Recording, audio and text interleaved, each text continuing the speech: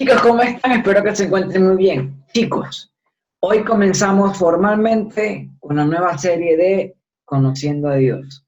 Ya hemos visto estos dos videos anteriores a este, como una especie de palpando el terreno, ¿me entiendes? Tanteando un poco, dándole algunas citas. Por ejemplo, la semana pasada vimos la parábola del sembrador, cómo la palabra de Dios sembrada en cierto tipo de tierra puede tener un efecto u otro, y yo espero que seas la última tierra, ¿no? La tierra buena, que Lucas capítulo 8 lo explica de forma más, vamos a decirlo, más sencilla, más directa, hablando de que la palabra de Dios es la semilla, ¿no? Que se siembra.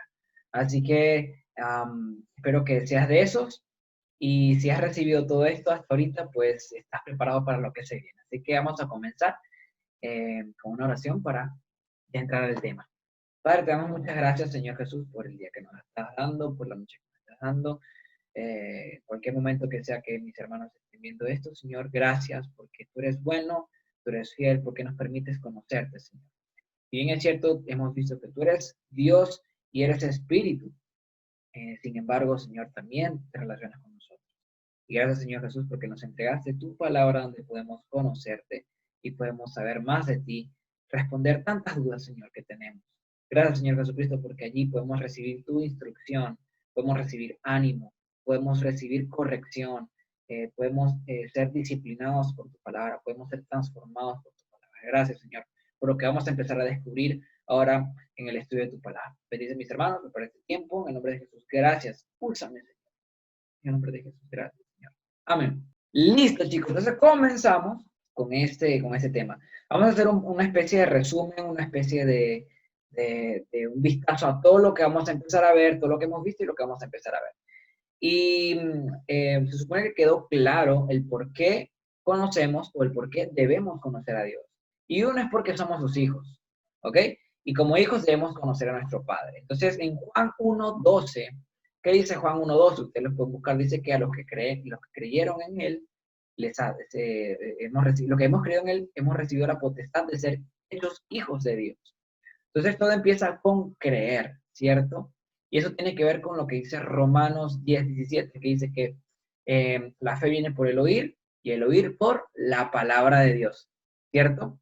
Entonces, si te das cuenta que esa fe, que Efesios 2:8 al 9 o al 10 incluso, dice que porque por gracia sois salvos por medio de la fe, esto no es de ustedes, sino que es un don de Dios, un regalo de Dios. Entonces, ¿cómo yo puedo acceder a este regalo de salvación? Por medio de la fe. Y me dice que esa fe viene por el oír y el oír por la palabra de Dios. Por eso es que Pablo en ese capítulo dice que, ¿cómo van a creer si nadie les predica? ¿Entiendes? Yo creo porque me he recibido el mensaje de salvación. Porque si no recibo el mensaje de salvación, ¿en qué voy a creer o en quién voy a creer? ¿Te das cuenta? Yo creo lo que escucho, lo que veo, lo que, ¿me entiendes? Lo que vivo, ¿no? Y por eso es que la Biblia tiene que ser, la palabra de Dios y el Evangelio tiene que ser predicado para que la gente pueda escuchar y pueda tener fe, pueda creer en eso.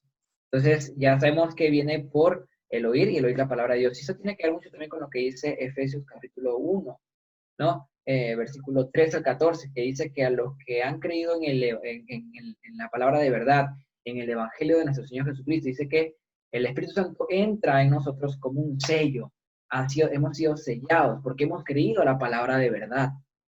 Y justamente me hace acordar a lo que dice Juan 17:17, que dice que Jesús hablando, diciendo, Padre, santifícalos en tu verdad. Y sigue diciendo, tu palabra es verdad.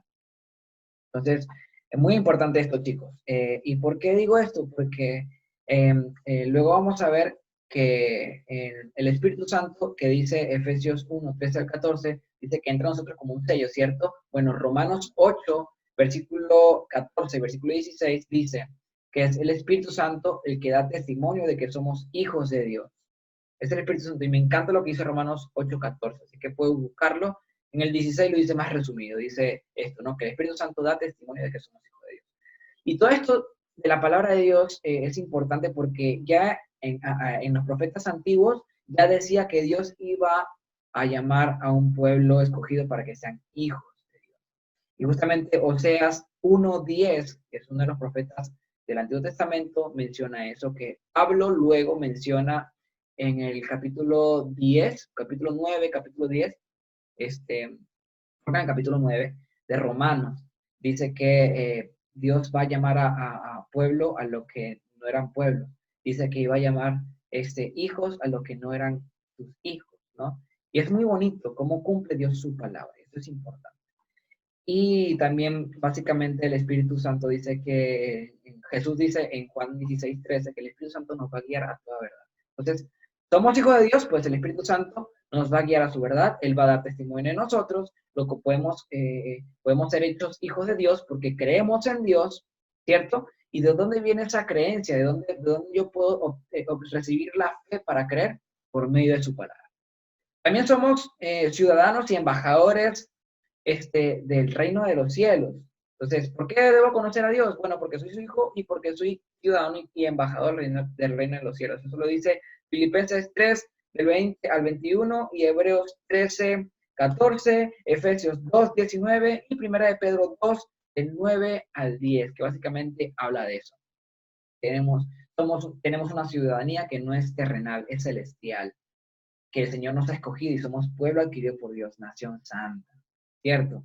Un real sacerdocio. Somos una nación nueva y lo dice claramente las Escrituras en estos pasajes. Hay más, por supuesto, pero queda de tu tarea también de investigar, porque también hay muchos pasajes más. También como soldados debemos conocer la misión. Claro, debemos conocer a Dios, porque Dios es dice la Biblia que Dios es Jehová de los ejércitos, Dios de los ejércitos. Y la Biblia nos menciona que somos soldados. Y eso lo dice 2 Timoteo capítulo 2. Todo el capítulo habla de cómo debemos, bueno, eso es Pablo hablando a Timoteo, pero en uno de esos versículos dice que toda persona que se enlista, ¿no? Para ser soldado, no hace cosas que él quiere, sino que se adapta, ¿no? Que se entrena. Entonces también lo relaciona con los atletas. Entonces, es muy importante leer ese capítulo 2 de 2 Timoteo. Entonces somos soldados, hay que pelear la batalla, hay que luchar, hay que ganar. Recuerden que el Señor nos mandó a eso también. Hay más pasajes, por supuesto, pero también está en tu tarea. Es decir, si soy salvo también, es con un propósito. El Señor me ha escogido, ¿por qué me ha escogido? Efesios 2, el capítulo 2, versículo 10. Segunda de Tesalonicenses, capítulo 2, versículo 3 al 15. Tito 3, versículo 8, que nos dice cuál es el propósito. ¿Para qué? Para hacer buenas obras, para trabajar para el reino de los cielos, para obedecer sus mandamientos. Es para hacer hechuras hechos como Jesús, para ser hermanos de Jesús, para trabajar en el reino de los cielos, para ser su siervo. Ahí encontramos las respuestas, porque si somos algo es con un propósito. Y me encanta esto porque nos lleva a la pregunta, ¿cuál es mi propósito? Una cosa es ser salvos con un propósito, eso es para las personas que ya saben que son salvas, ¿cierto? Si recibiste primero, ¿no? Si recibimos el Espíritu Santo, si hemos creído, hemos recibido el Espíritu Santo y somos hijos de Dios, solamente por haber creído de corazón. Entonces, luego nos lleva a preguntar, ¿no? Entonces, ¿cuál es mi propósito? ¿En qué puedo servir? ¿En qué voy a hacer? ¿Cuál es mi propósito de vida? Hay mucha gente que se pregunta eso, ¿cierto? Pues eso lo vamos a ver en Hechos 17, 26 y 27 y Juan 17, 3. Hechos 17, 26 y 27, básicamente la idea es que el Señor nos ha dado vida, ha puesto los tiempos, nos ha hecho nacer en un lugar específico. ¿Para qué? Para que conozcamos a Dios. Y de eso se trata nuestra vida. Nuestra vida tiene que ser para conocer a Cristo, para conocer a Dios. Y realmente para nosotros de repente puede ser como que, conozco a Dios, pero ¿y qué gano con eso? Tranquilo. Cuando tú empieces a conocer a Dios, te vas a empezar a dar cuenta de lo que tienes que hacer, lo que debes hacer, y va a cambiar tu perspectiva del mundo, y todo lo que vayas a hacer va a ser correcto, va a estar bien dirigido, va a tener un objetivo claro, y todo lo que hagas, todo lo que te propongas hacer, va a estar conforme a la voluntad de Dios, porque conoces cuál es la voluntad de Dios para ti. Y justamente si quieres puedes leer como algo extra Romanos capítulo 12, completito. Sobre todo el versículo 2 que dice eso, ¿no? Para comprobar que la voluntad de Dios es buena, agradable y perfecta. Así que transformar nuestro entendimiento. Entonces, eso lo hacemos cuando conocemos a Cristo, cuando nos despojamos de nosotros mismos y empezamos una nueva vida en Cristo. Empezamos a trabajar, como dice Corintios, mismo Pablo dice, porque Gálatas dice que juntamente estoy con Cristo justificado. Dice que ahora no vivo yo, sino que vive Cristo en mí. O sea, ya me despojo de mí mismo. Ya no vivo yo, más es Cristo quien vive en mí. Entonces, de eso se trata, chicos. Y eso lo hacemos escudriñando las Escrituras. Y eso nos lleva, ¿por qué digo esto? Porque eso nos llevaría a lo que hemos visto hasta ahora, ¿no? Conocemos a Dios en su palabra. Claro, ¿es posible conocer a Dios? Por supuesto que es posible conocer a Dios, pero ¿dónde? ¿Cómo? ¿Sueños? ¿Visiones? No sé, que alguien me diga, me hable de algo loco, no sé, que alguien me empiece a hablar de sus cosas. Tenemos la Biblia como el manual, la revelación de Dios mismo. Es la respuesta a todas nuestras preguntas, todas nuestras incógnitas. Y podemos ver que Jesús es la palabra y revelación de Dios.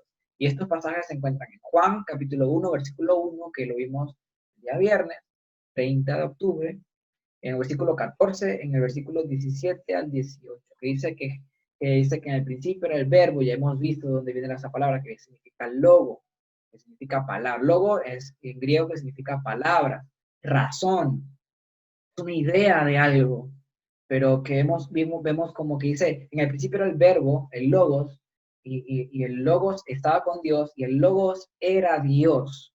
Y esto está hablando, Juan está hablando de Jesús. Más adelante, en el versículo 17 y 18, dice que Jesús se ha dado a conocer, y ha dado a conocer al Padre. Y me encanta porque la Biblia en Tesalonicenses, en Colosenses, habla de que Jesús, en él está la deidad, en él habita toda la deidad, que Jesús es la revelación del Padre. Él mismo lo dice, yo soy el camino, la verdad y la vida, y nadie viene al Padre si no es por mí. Y más adelante en los versículos que sigue, ese es Juan 14, a partir del versículo 16 en adelante, que el que lo ha conocido a él, ha conocido al Padre. Y Jesús está en la palabra, Jesús es la palabra. Entonces, precisamente me hace recordar lo que dice Pablo, ¿no? Que en 2 Timoteo 3, del 16 al 17, que dice que toda la escritura es inspirada por Dios y útil para corregir, redarguir, instruir en justicia. Es útil, es inspirada por Dios, es Dios, es la revelación de Dios. Ahí lo podemos ver, tú lo puedes investigar también. Ahora, hemos visto la semana pasada los efectos de la palabra de Dios. Es en Mateo 13, 1 al 9, la explicación de esa parábola en el versículo 18 al 23, que también lo vemos en Lucas 8, versículo 11 al 15, que básicamente muestra el cómo la palabra de Dios puede afectar de una forma y otra. Y algo que me encanta, dice Isaías, y con esto quiero dejarte. ¿Por qué vamos a empezar a ver esto de la Biblia, cómo estudiarla? Hemos visto por qué debemos conocer a Dios y hemos visto que conocemos a Dios en su palabra. ¿Y qué hace tan importante la palabra de Dios? En Isaías 55, versículo 11, dice que la palabra de Dios no regresa vacía, no vuelve vacía, que todo lo que Él dice no vuelve vacío y que hace lo que va a hacer, cumple lo que va a hacer. O sea, es exitosa. Y la Biblia dice así, en Isaías 55, 11. Así será mi palabra que sale de mi boca, no volverá vacía, sino que hará lo que yo quiero y será prosperada en aquello para que la envié. Chicos, hermanos, la palabra de Dios hace su trabajo. De repente nosotros creemos que va a hacer algo, podemos tener de repente una perspectiva, podemos tener de repente una expectativa de lo que queremos que la Biblia haga o lo que la palabra de Dios haga, pero algo es cierto, chicos, no siempre va a ser lo que nosotros creamos que está bien, pero esto es cierto y algo que no es discutible. La palabra de Dios es exitosa siempre, siempre. Así que chicos, y ya comenzamos con este viaje acerca de estudiar la Biblia, cómo vamos a estudiarla. Eso empieza a partir de la siguiente semana, vamos a empezar a ver cómo estudiar la Biblia, qué hacer, qué no hacer, y todos estos métodos, estos pasos útiles y confiables que tú mismo puedes verificar que son ideales para poder entender la Biblia, entender algún pasaje, incluso los pasajes que son sumamente difíciles. Y bueno, vamos a orar para dar por terminado este tiempo. Padre, te damos muchas gracias, Señor Jesús, por este momento que nos regalas. Permite que, Padre, que tu palabra pueda afectarnos de manera positiva, que podamos ser nosotros esa tierra fértil, Señor, que podamos dar fruto siempre a tu tiempo, Padre. Bendice a mis hermanos, Señor, bendícelos en sus circunstancias, en sus trabajos, en su ministerio, con su familia, Señor. Bendícelos a ellos y que siempre permanezcan firmes, fuertes, Señor, siempre creciendo, siempre para adelante. En el nombre de Jesús, gracias, Señor, porque podemos confiar en ti. Ayúdanos a poder escudriñar tu palabra, estudiarla, y que siempre, Señor Jesús, podamos tener las ganas, la fuerza, Señor, el ánimo para poder estudiarla. En el nombre de Jesús, gracias. Amén. Nos vemos en una próxima, chicos. Bendiciones. Hasta pronto. Bye.